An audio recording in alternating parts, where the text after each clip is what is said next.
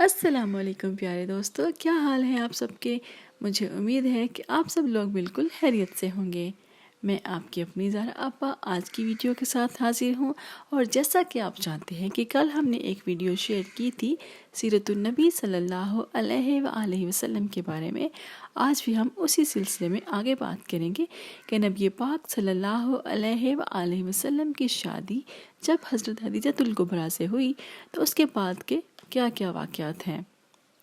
ساتھیو، جب آپ صلی اللہ علیہ وآلہ وسلم کی عمر مبارک 35 سال کی ہوئی تو مکہ میں سیلاب آیا، جس کی وجہ سے کعبہ کی دیواریں ٹوٹ گئی۔ کعبہ کی مرمت کا فیصلہ ہوا اور طے ہوا کہ اس کی تعمیر میں حرام مال شامل نہیں کیا جائے گا۔ جب خانہ کعبہ کی تعمیر مکمل ہو چکی تو قریش کے لوگوں میں جھگڑا ہوا کہ حجر اسود کو اس کی جگہ پر کون رکھے گا۔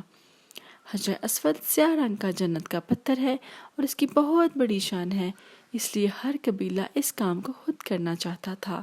یہ جھگڑا اس حد تک بڑھا کہ لوگ ایک دوسرے کو قتل کرنے پر تل گئے۔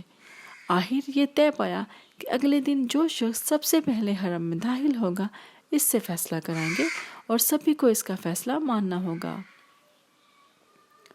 اللہ کی قدرت یہ ہوئی کہ اگلے دن حضور پاک صلی اللہ علیہ وآلہ وسلم سب سے پہلے تشریف لائے، اور آپ صلی اللہ علیہ وآلہ وسلم کو دیکھتے ہی سب پکار اٹھے کہ یہ تو امین ہے، ہم انہی پر راضی ہیں۔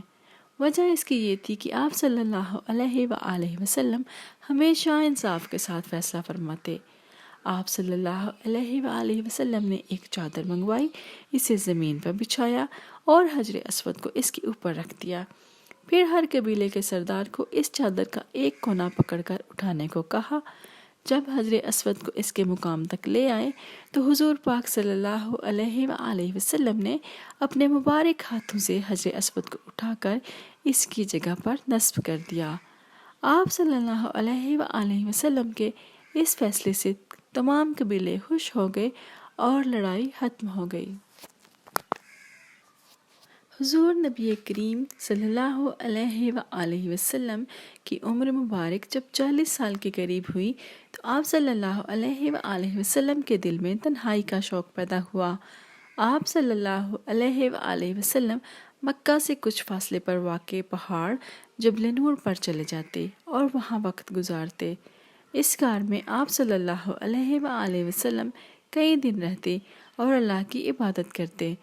آپ صلی اللہ علیہ وآلہ وسلم اپنے ساتھ کھانا لے کر آتے، جب کھانا ختم ہو جاتا تو پھر گھر تشریف لے جاتے اور سامان لے کر واپس آ جاتے۔ آخر ایک دن حضرت جبرائیل علیہ السلام حضور صلی اللہ علیہ وآلہ وسلم کے پاس وحی لے کر آئے اور کہا، اے محمد، آپ اللہ کے رسول ہیں اور میں جبرائیل ہوں۔ اس کے بعد حضرت جبرائیل علیہ السلام نے سورہ علق کی چند آیتیں حضور صلی اللہ علیہ وآلہ وسلم کو یاد کرائیں۔ اس طرح آپ صلی اللہ علیہ وآلہ وسلم کو اللہ تعالیٰ نے نبوت عطا کی۔ پیارے ساتھیو، اللہ تعالیٰ نے نبی پاک صلی اللہ علیہ وآلہ وسلم کو رحمت للعالمین بنا کر بھیجا۔ وہ اپنی ذات کے لیے کسی سے کبھی انتقام نہ لیتے اور ہمیشہ دوسروں کو معاف کرتے اور معاف کرنے کا درس دیتے۔ ایک دفعہ کا ذکر ہے کہ خیبر کی ایک یہودی عورت حضور صلی اللہ علیہ وآلہ وسلم کو نعوذ باللہ قتل کرنا چاہتی تھی۔ اس نے ایک بکری کے گوشت میں زہر ملایا اور اسے پکا کر آپ صلی اللہ علیہ وآلہ وسلم کو پیش کیا۔ آپ صلی اللہ علیہ وآلہ وسلم نے صحابہ کرام کے ساتھ اس کو کھانا شروع کیا۔ آپ صلی اللہ علیہ وآلہ وسلم نے ابھی پہلا ہی لقمہ منہ میں ڈالا تھا کہ حضرت جبرائیل علیہ السلام نے حضور صلی اللہ علیہ وآلہ وسلم کو اصل بات بتا دی۔ آپ صلی اللہ علیہ وآلہ وسلم نے فوراً وہ لقمہ اگل دیا اور صحابہ کرام رضی اللہ تعالی عنہم کو بھی ہاتھ روکنے کو فرمایا۔ آپ صلی اللہ علیہ وآلہ وسلم نے اس عورت کو بلوایا اور اس سے پوچھا تو اس نے زہر ملانے کا اقرار کر لیا۔ آپ صلی اللہ علیہ وآلہ وسلم نے اسے معاف کر دیا، کیونکہ نبی پاک رحمت للعالمین صلی اللہ علیہ وآلہ وسلم اپنی ذات کے لیے کسی سے انتقام نہیں لیتے تھے۔ پیارے ساتھیوں، آج کے لیے بس اتنا ہی۔ زہرا آپا آپ کے لیے اور بھی بہت پیاری پیاری سی ویڈیوز کے ساتھ آتی رہیں گی.